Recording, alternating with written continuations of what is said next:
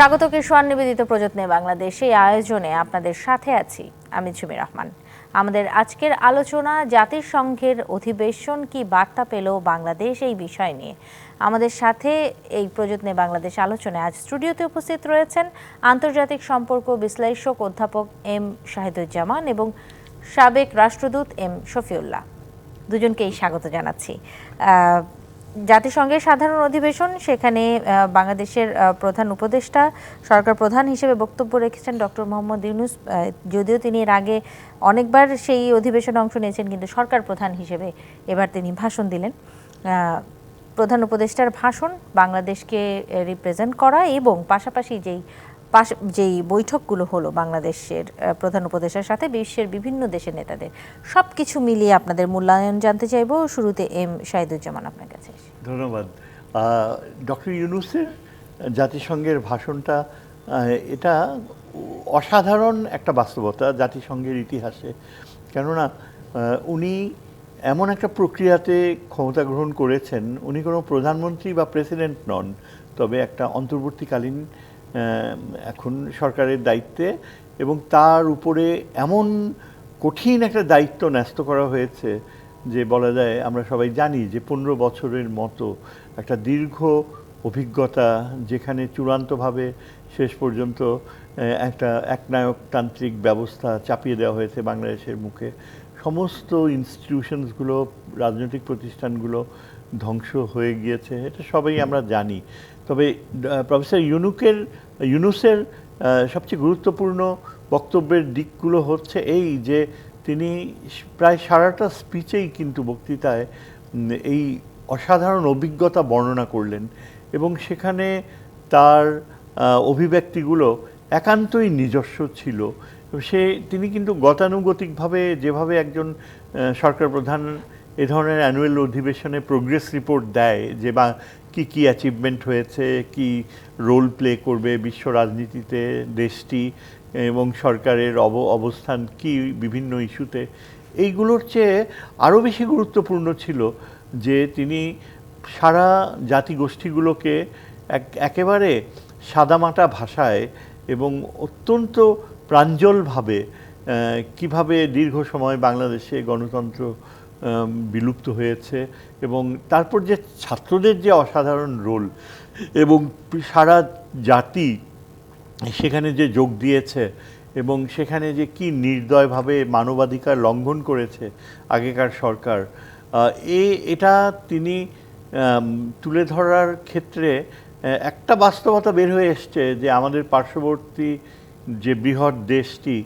যাকে আমরা সবসময় দেখি বলে যে কীভাবে তারা আমাদের মতো দেশকে সে সহযোগিতা করে অর্থনৈতিক উন্নয়নে, তার যে স্বরূপটা ভিন্ন রকমের ছিল, এটা কিন্তু সরাসরি না বললেও ইঙ্গিতে সেটা সুস্পষ্টভাবে বোঝা গিয়েছে। এবং এক্ষেত্রে আমরা দেখতে পাই যে বড় বড় দেশগুলো, স্পেশালি মার্কিন যুক্তরাষ্ট্র সহ চীন, সেসব দেশের চিন্তাধারায় এটা একটা গভীর রেখাপাত করবে বলা বাহুল্য। ডক্টর ইউনূসের মুখ থেকে যে কথাগুলো বের হয়ে আসে, তার একটা বৈশিষ্ট্য হচ্ছে যে উনি কিন্তু কূটনৈতিক চালাকি বা কূটনৈতিক কি বলে ভাষায় মিথ্যাকে সত্য করে তোলার ওই ধরনের কোনো প্রবণতা যে ছিল না। তার কথার মধ্যে যে আবেগ ছিল এবং যে ধরনের সততা ছিল, সেটা যে উপস্থিত সারা অডিয়েন্সকে মুগ্ধ করেছে, এবং বোঝা যাচ্ছিল যে যতক্ষণ তিনি কথা বলেছেন মন্ত্রমুগ্ধের মতো ওই বিশাল ঘরে বসে তারা সবাই শুনছিল। এখন কথা হচ্ছে যে এটার ইম্প্যাক্ট কী হবে। আমরা সাধারণত ধরেই নেই যে জাতিসংঘের এই জেনারেল অ্যাসেম্বলি হচ্ছে একটা টকিং শপ বলা হয়, এবং এখানে সবাই যার যার কথা বলে যায়, কিন্তু এর বিশেষত্ব খুব বেশি থাকে না। তবে তারপরেও এটা সত্যি যে জাতিসংঘের এই জেনারেল অ্যাসেম্বলিতে কিন্তু ওয়ার্ল্ড ওপিনিয়ন বা বিশ্ব বিবেক বের হয়ে আসে, এবং মূল্যবোধের ক্ষেত্রে বিশ্ব এই সময়টায় কোন অবস্থানে রয়েছে, কী ধরনের মূল্যবোধ প্রাধান্য পাচ্ছে, কী ধরনের হুমকিগুলো বিশ্ব ব্যবস্থাকে ক্ষতিগ্রস্ত করছে, এই বাস্তবতাগুলো কিন্তু জেনারেল অ্যাসেম্বলিতেই বের হয়ে আসে। এখানে কেউ বাধ্য নয় যে যা বলা হয়েছে তা শুনবে, এখানে ভেটো পাওয়ারেরও কোনো প্রয়োগ নেই, সবাই সমানভাবে সমান অধিকার নিয়ে বলে। তবে এই ক্ষেত্রে বাংলাদেশ তার জন্য এই সেশনটার সবচেয়ে বড় গুরুত্ব হচ্ছে এই যে দীর্ঘ 15 বছরের একটা শাসনের পরে এখন কতখানি বাংলাদেশের সামর্থ্য রয়েছে একটা অর্থনৈতিক ধাক্কার মোকাবেলা করা, সেটা প্রতিফলিত হয়েছে। এবং প্রফেসর ইউনূস কিন্তু খুবই বাস্তব চিত্তে বাংলাদেশের অর্থনৈতিক সীমাবদ্ধতাগুলো তুলে ধরেছে।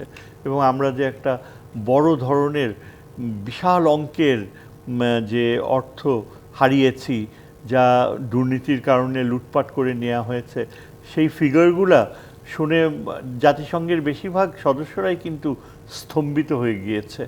এত বড় ধরনের যে চৌর্যবৃত্তি ঘটতে পারে আর এইভাবে একটা ছোট দেশে, এবং অর্থনৈতিক সীমাবদ্ধতা এবং বিশাল পপুলেশনে যেখানে খাওয়াতে হচ্ছে, এত বড় অঙ্কের যে চুরি হতে পারে, এটা পৃথিবীর অন্যান্য দেশগুলোর জন্য একটা বড় শকিং এক্সপেরিয়েন্স বলা যায়। এবং এর ফলে দেখা যাবে যে আমরা যে প্রচেষ্টাটা নিচ্ছি, ইউনূস সাহেব এবং তার যে অর্থনৈতিক উপদেষ্টারা যে প্রচেষ্টা নিয়েছে চুরি করা, লুণ্ঠন করা অর্থ ফেরত আনতে, এই ব্যাপারে আমরা আশা করতে পারি যে অনেকখানি অগ্রসর জি হতে পারে। জি, এবারে এম শফিউল্লাহ আপনার কাছে। ধন্যবাদ। প্রফেসর ইউনূস উপদেষ্টা, প্রধান উপদেষ্টা, তার নতুন পরিচয়, কিন্তু উনি বিশ্বের কাছে অন্যরূপ তার পরিচিতি আছে। তিনি নোবেল শান্তিতে নোবেল প্রাইজ বিজয়ী এবং উনি গ্রামীণ ব্যাংকের প্রতিষ্ঠাতা। সোশ্যাল বিজনেস নিয়ে সারা বিশ্বে উনি অত্যন্ত সমাদৃত। তিনি প্রায় বিদেশে থাকেন, বিভিন্ন বিশ্ববিদ্যালয় সংস্থানে বক্তৃতা দেন এবং তার বক্তৃতা শোনার জন্য টিকিট কেটে মানুষ বক্তৃতা শোনে। অনেক সময় তার সে টিকিট পাওয়া যায় না। এই ধরনের উনি একটি ব্যক্তিত্বকে বাংলাদেশের ক্রান্তি লগ্নে ছাত্র জনতা তাকে হাতে দেশটাকে তুলে দিয়েছে যে এই দেশটাকে আপনি সংস্কার করেন, মেরামত করেন। এই অবস্থার পরিপ্রেক্ষিতে উনি 2 মাসের মধ্যেই প্রথম সফর উঠে গেলেন নিউ ইয়র্কে জাতিসংঘে। এখন বাংলাদেশে যে একটা বিপ্লব ঘটে গেছে, এটা কিন্তু বিশ্বে অনেকে ঠিক প্রপারলি জানে না। এর কারণ হলো আমরা তো একটা ছোট দেশ, বিশ্বের এক কোণায় আমরা পড়ে আছি এবং কোনো দেশ এটাকে অন্যান্য বিকৃতভাবে সারা বিশ্বে প্রচারও করেছে। তো এই সময় বাংলাদেশকে রিপ্রেজেন্ট করেছে একজন ব্যক্তি, সেটা প্রফেসর ইউনূস। বিশ্বের খ্যাতি তার অলরেডি আছে, নিজের গুণে আছে, স্বমহিমে উনি উজ্জ্বল। বাংলাদেশকে এবারে যিনি যে উপস্থাপন করলেন, এইভাবে বাংলাদেশ কেউ আগে উপস্থাপন করতে সক্ষম হয়নি। আমাদের ক্যাপাসিটিও ছিল না, বিশ্ব দরবারে কথা বলার মতো আমাদের ছিল না। উনি প্রথমবারের মতো বাংলাদেশকে উপস্থাপন করলেন। ওনাকে বলা কথার জাদুঘর। উনি সিম্পল কথায় অত্যন্ত ইফেক্টিভভাবে উনি কথা বলেন, যেটি স্ট্রেট মানুষের মনে আপনার দাগ কাটে এবং এর মধ্যে কোনো রকমের ডুপ্লিসিটি নেই। সরল সহজভাবে উনি উপস্থাপন করেন। বাংলাদেশকে উনি যে উপস্থাপন করলেন এবার বিশ্ব দরবারে, এটা কিন্তু নজিরবিহীন। কী পরিপ্রেক্ষিতে বাংলাদেশের কী পটভূমি ছিল, তিনি কী অবস্থায় এই পর্যায়ে আসছেন আজকে, এটা উনি সুন্দরভাবে ব্যাখ্যা করেছেন। যেই ব্যক্তিকে প্রাক্তন প্রধানমন্ত্রী একটা লোহার খাঁচা ঢুকিয়েছিলেন তাকে জেলখানা ঢুকাবার জন্য, এটাই বিশ্ববাসী জানে। এবং কোনো সময় দেখা গেছে 150-র মতো বিশ্ববরণ্য ব্যক্তিত্ব, এর মধ্যে হয়তো 100 জন নোবেল বিজয়ী, তারা হাসিনার কাছে চিঠি লিখেছে যে ইউনূসকে যেন এভাবে একটা এই ব্যক্তিত্বকে হেনস্থা করা হয়। সুতরাং এর মধ্যে অনেকে জানেন না হঠাৎ করে কি বাংলাদেশের ক্ষমতায় আসলেন, কী পরিপ্রেক্ষিতে আসলেন, এবং উনি আজকে নিউ ইয়র্কে আসছেন বাংলাদেশের প্রতিনিধিত্ব করার জন্য। এটা একটা অবাক ঘটনা। উনি সেটা এক্সপ্লেন করেছেন সবার কাছে। সাধারণ অধিবেশনে প্রথমবার দেখলাম যেখানে হাউস অলমোস্ট ফুল। এখানে তাদের তৃতীয় বিশ্বের যারা নেতা ওখানে বক্তৃতা দেন, ওদের কথা শোনার মতো কেউ থাকে না। নিজের ডেলিগেশন নিয়ে যান, বড় ডেলিগেশন, ওরাই শুনে। কিন্তু আজকে এবার কালকে আমরা দেখলাম হাউস ইজ অলমোস্ট ফুল। এটা প্রথমবারের মতো এটা হয়েছে। বাংলাদেশকে ইউনূস সাহেব বললেন বাংলাদেশ কী পর্যায়ে এখন আছে, বাংলাদেশের কী কী প্রয়োজন, বাংলাদেশ কী কী করতে চায় এবং এটা কেন প্রয়োজন তাও তিনি ব্যাখ্যা করেছেন। এটা হলো বাংলাদেশ পার্সপেক্টিভ। এর মধ্যে তিনি আবার বিশ্বের কিছু পার্সপেক্টিভ তুলে ধরেছেন, জলবায়ু পরিবর্তন, যেটা আমাদের আজকে প্রত্যেকে এটার জন্য আমরা আজকে খুব পর্যদস্ত অবস্থা আছে। বাংলাদেশে কেন ফ্লাড চলছে জলবায়ু পরিবর্তনের জন্যই। বিশ্বের বিভিন্ন জায়গায় কিন্তু এটা চলছে আজকাল। তিনি অনেকক্ষণ উনি এসব কথা বলেছেন। ওনার 35 মিনিট বক্তব্যের মধ্যে বেশ কিছু সময় উনি জলবায়ু পরিবর্তনের উপরে কথা বলেছেন এবং এটার জন্য কী কী করা উচিত সেটাও উনি বলেছেন। আর উনি বলেছেন যে হটস্পট যেটা বাংলাদেশ বিশ্বে, যে আপনার যে ইসরায়েলি আগ্রাসন, যেখানে এই পর্যন্ত প্রায় 40,000 ফিলিস্তিনি হত্যা করেছে, তার অধিকাংশ শিশু এবং নারী, এটার উপর উনি বলেছেন বাংলাদেশ এটা থাকবে ফিলিস্তিনিদের জন্য এবং বিশ্বের অন্যান্য জায়গায় এই ধরনের কোনো যতগুলো যুদ্ধ চলছে তাদের উনি ওটা চার সমাপ্তি, তাড়াতাড়ি সমাপ্তি হোক। কারণ উনি শান্তি নোবেল বিজয়ী ব্যক্তিত্ব, উনি চাইছেন সারা বিশ্বে যেন শান্তি বিরাজ করে। উনি বিভিন্ন সাবজেক্ট নিয়ে কথা বলেছেন। তবে তার যে বক্তব্য, যেটা প্রথমবারের মতো দেশবাসী শুনল, আমাদের জন্য অর্জন হলো যে উনি তার আগে 3 দিন বিশ্বের প্রায় 40 জন নেতৃবৃন্দের সাথে উনি কথা বলেছেন। জি, এবং এই বৈঠকগুলো সম্পর্কে আলোচনা করব। আমাদের একটি বিরতির সময় হচ্ছে, বিরতি থেকে ফিরে আলোচনা করব। দর্শক কিশোর নিবেদিত প্রযত্নে বাংলাদেশ অনুষ্ঠানে একটি বিরতি নিচ্ছি, ফিরছি একটু পর। আমন্ত্রণ আরও একবার কিশোর নিবেদিত প্রযত্নে বাংলাদেশ আয়োজনে। আজকের আলোচনা করছি জাতিসংঘের অধিবেশন এবং কি বার্তা পেল বাংলাদেশ, এই বিষয়টি নিয়ে আলোচনা। আমাদের সাথে স্টুডিওতে আছেন আন্তর্জাতিক সম্পর্ক বিশ্লেষক অধ্যাপক এম শাহিদুজ্জামান এবং সাবেক রাষ্ট্রদূত এম শফিউল্লাহ। দুজনকে আরও একবার স্বাগত জানাচ্ছি। শুরুতে এম শফিউল্লাহ, আপনার কাছে আসতে চাই। আপনি বিরতির আগে বলছিলেন যে যেই সাইডলাইন বৈঠকগুলো হয়েছে প্রধান উপদেষ্টার সাথে, বিশ্বের বিভিন্ন দেশের রাষ্ট্রপ্রধানদের সাথে আলোচনা হয়েছে, বাংলাদেশের অর্থনীতির অনেক সহায়তা পেয়েছি এবং নানান বিষয়ে আসলে আলোচনা হয়েছে। কি পেলাম? যা আমরা পেয়েছি তা কিন্তু ভাষায় বর্ণনা করা যাবে না। এই বিগত 3 দিনে উনি বিশ্বের সবচেয়ে যে প্রভাবশালী রাষ্ট্র, তার প্রেসিডেন্ট জো বাইডেনের সাথে দেখা হয়েছে, যেটা বিরল ঘটনা। এটা উনি ইউনূসের জন্য সম্ভব হয়েছে। এক, তার পররাষ্ট্রমন্ত্রী, মার্কিন পররাষ্ট্রমন্ত্রী, তার সাথে সাক্ষাৎ হয়েছে।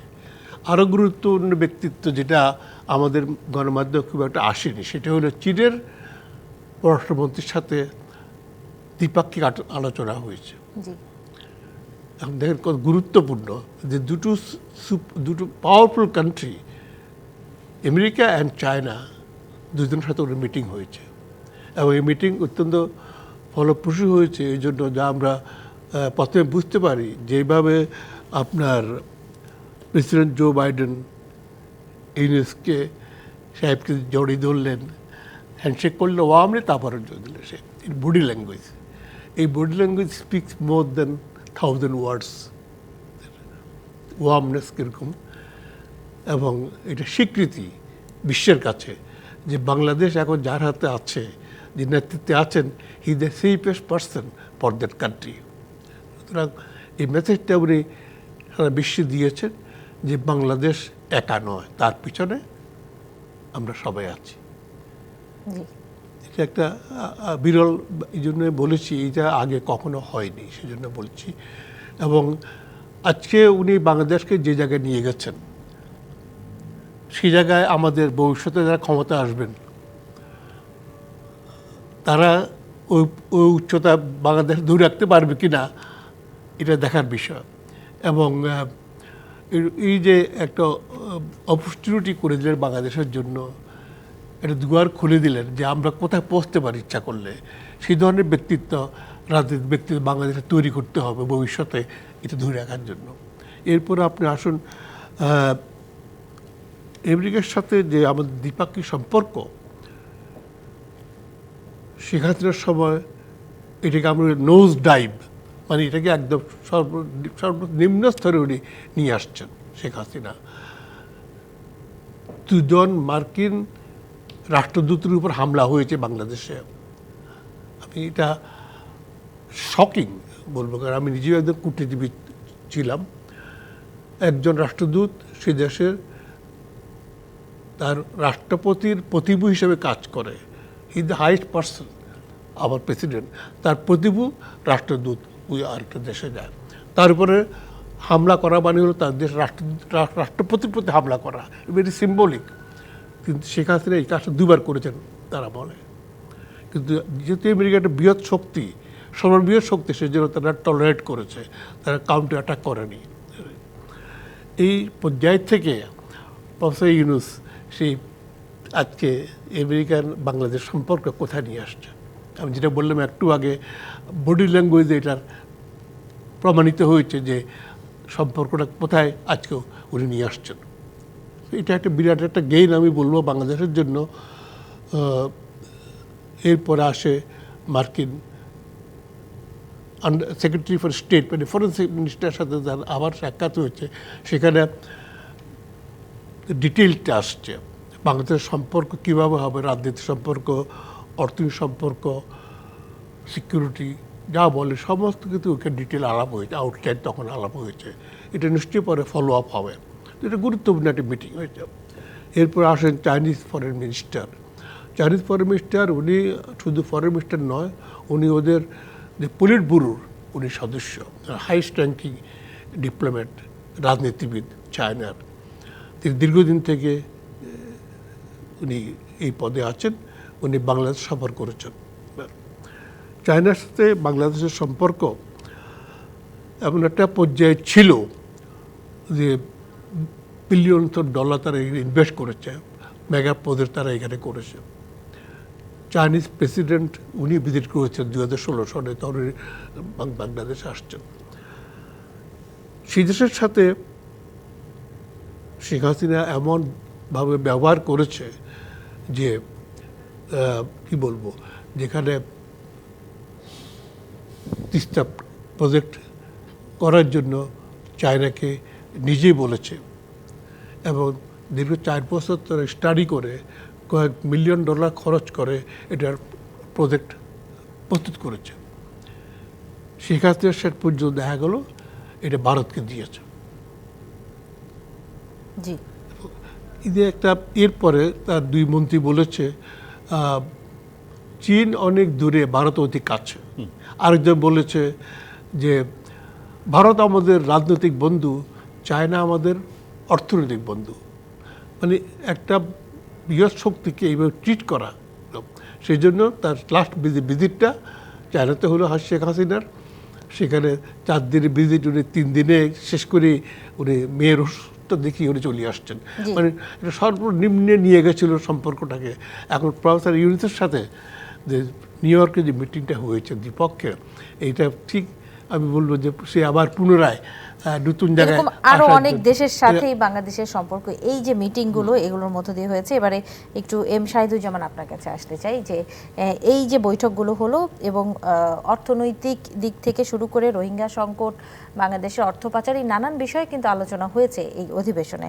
এই সব কিছু মিলে আসলে বাংলাদেশ কতটুকু সহযোগিতা পেতে পারে বিশ্ব দরবারে? আচ্ছা, একটা খুব গুরুত্বপূর্ণ মিটিং হয়েছে জাতিসংঘের অধিবেশন চলাকালীন সময়ে, যেটা আমার মনে হয় অবশ্য মেনশন না করেই নয়, সেটা হচ্ছে পাকিস্তানের প্রধানমন্ত্রীর সাথে মিটটা। এটা প্রচুর আলোড়ন সৃষ্টি করেছে বিশ্বব্যাপী, বাংলাদেশের ভিতরে। কিন্তু সর্বাধিক সেন্সেশন বা কৌতূহল সৃষ্টি হয়েছে ভারতে। এবং ভারতে এটা নিয়ে এত মাতামাতি, আপনি যদি মিডিয়াতে দেখেন, এটা পুরো বিষয়টাকেই ভারত অত্যন্ত নেতিবাচক চোখে দেখেছে। এবং বলা বাহুল্য, ভারত মনে করে যে তার যে দীর্ঘকালীন প্রচেষ্টার মাধ্যমে হাসিনা সরকারের সাথে যে একটা অত্যন্ত নিবিড় সম্পর্ক গড়ে উঠেছিল, সেটা তো সেখানে তো ঠান্ডা জল ঢেলে দিয়েছে এই সরকার আসার ফলে, কিন্তু তার চেয়ে বেশি আরও তাদের জন্য মানে কাটা ঘায়ে লবণ ছেটানোর মতো সেটা হচ্ছে এই পাকিস্তানের সাথে এই যে দেখা করা, পাকিস্তানের প্রধানমন্ত্রীর সাথে দেখা করা এবং পাকিস্তানের সাথে সম্পর্ক স্বাভাবিক করা।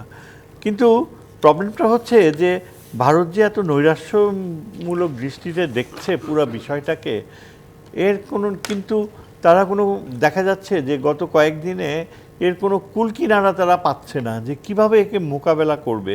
অনেক বিশেষজ্ঞরা বলছে যে এটা এমন একটা বাস্তবতা যে ভারতের পক্ষে মেনে নেওয়া অসম্ভব, দরকার হলে ভারতকে যে কোনো মূল্যেই হোক এখানে সরকার পরিবর্তন আবার করতে হবে, বা দরকার হলে বাংলাদেশকে, এমনকি এটাও বলা হয়েছে যে ৭১-এ যেমন পাকিস্তান ভেঙে দেওয়া হয়েছিল এখন আবার আমরা বাংলাদেশকে ভেঙে দেবো, এরকম কিছু কিছু উচ্চাভিলাষ বক্তব্য।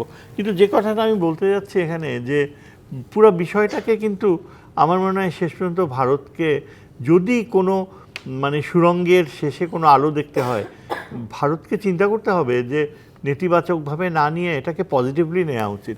কেননা বাংলাদেশের সাথে যদি পাকিস্তানের সম্পর্ক স্বাভাবিক হয়, এটা তো প্রায় ৫০ বছর পর দীর্ঘ সময় চলে গিয়েছে। আর মাঝখানে এই আওয়ামী লীগ সরকারের যে ১৫ বছর, তখনই কিন্তু একেবারে সর্বনিম্ন পর্যায়ে চলে গিয়েছিল সম্পর্ক।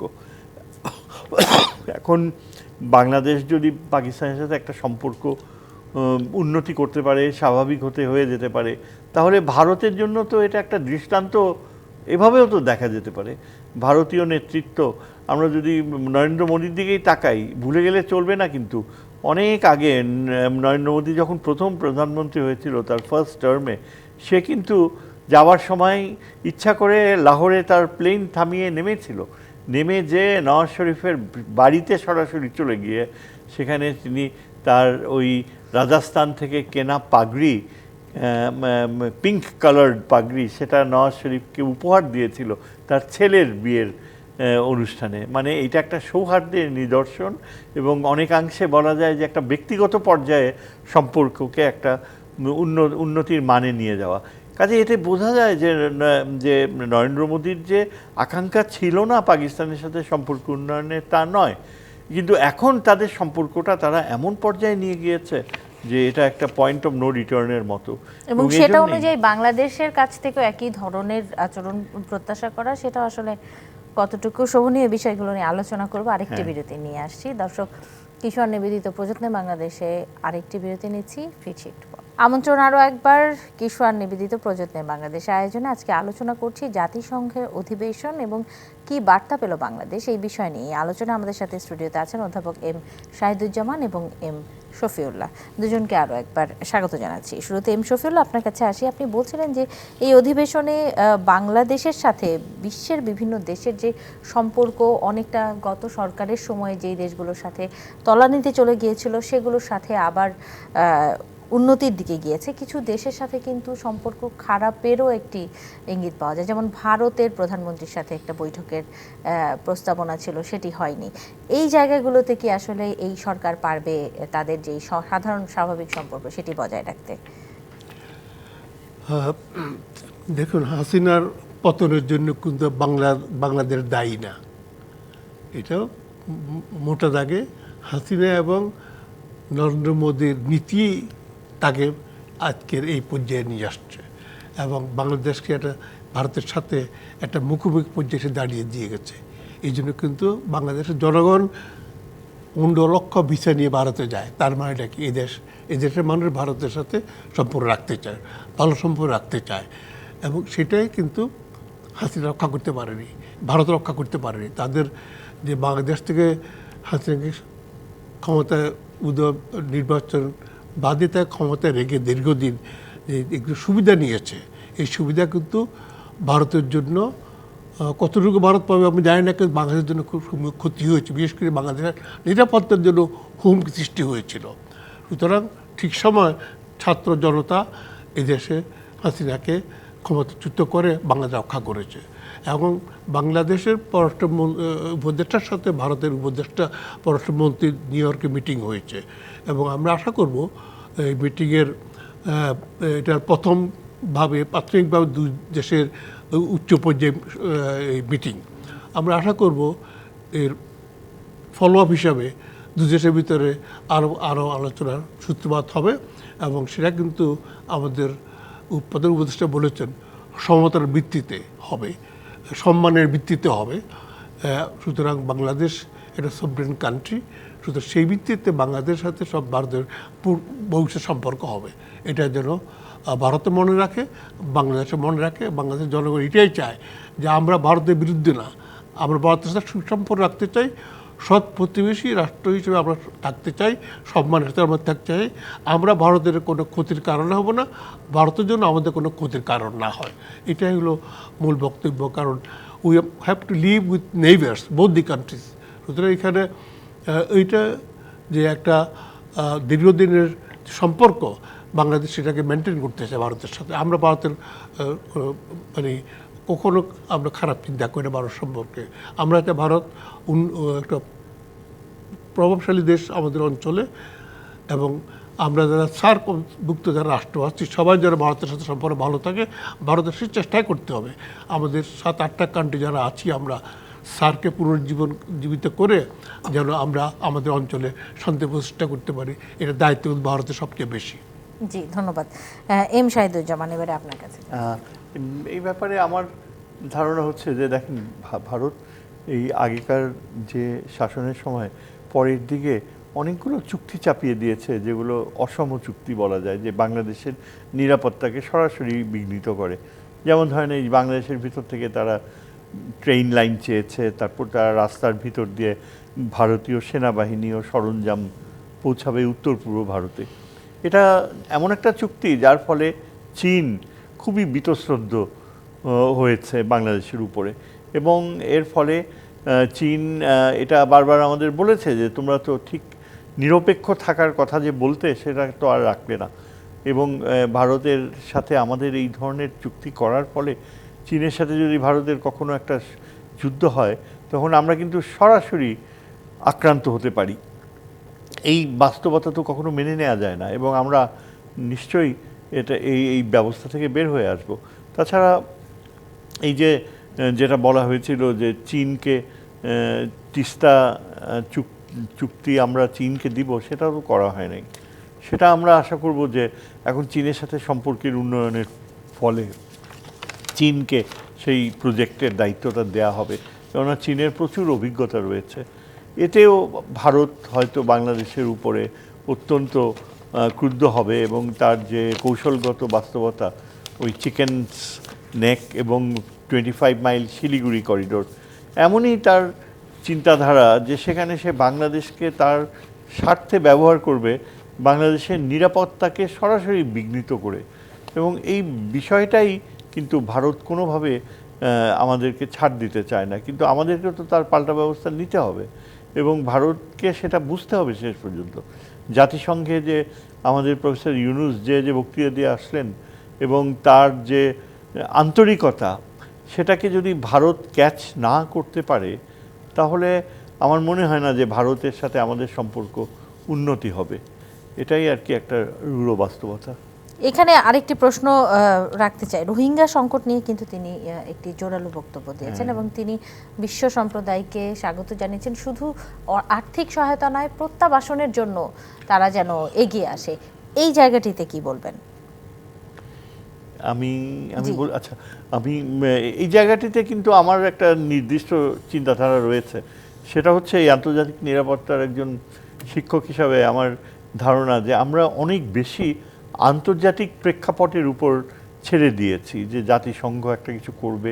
জাতিসংঘ তো সহযোগিতা করছে, চেষ্টা করছে, কিন্তু মূলত এখন যেহেতু সরকার পরিবর্তন হয়েছে, এবং এখন আগেকার ওই তোষামোদ নীতির বাধ্যবাধকতা এখন আর নেই, সেই কারণে আমাদেরকে এখন নতুন চিন্তা উদ্ভব করতে হবে। যেমন যেটা সবচেয়ে পজিটিভ অ্যাপ্রোচ হতে পারে, এই যে এখন যেহেতু রাখাইন অঞ্চলে আরাকান আর্মি সুস্পষ্ট একটা নিয়ন্ত্রণ প্রতিষ্ঠা করেছে, এবং আগামী ভবিষ্যতে এটা অত্যন্ত আনলাইকলি যে কখনো মায়ানমারের সামরিক বাহিনী সেখানে এই আরাকান আর্মিকে পরাজিত করবে, এই সম্ভাবনা খুব কম, সামরিক দৃষ্টিটাও খুব কম।